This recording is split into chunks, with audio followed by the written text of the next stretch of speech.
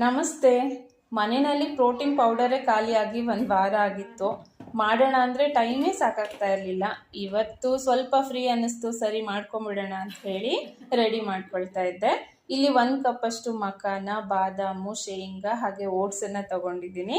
ಇದ್ರ ಜೊತೆ 2 ಚಮಚದಷ್ಟು ಕುಂಬಳಕಾಯಿ ಬೀಜ, ಕಲ್ಲಂಗಡಿ ಬೀಜ, ಸೂರ್ಯಕಾಂತಿ ಬೀಜ, ಚಿಯಾ ಸೀಡ್ಸು, ಫ್ಲೆಕ್ಸ್ ಸೀಡ್ಸು, ಗೋಡಂಬಿ ಹಾಗೆ 2 ಏಲಕ್ಕಿ ಇದಿಷ್ಟನ್ನು ತಗೊಂಡು 1-2 ನಿಮಿಷದವರೆಗೂ ಲೈಟಾಗಿ ಇವನ್ನ ಡ್ರೈ ರೋಸ್ಟ್ ಮಾಡ್ಕೊಂಡಿದ್ದೀನಿ.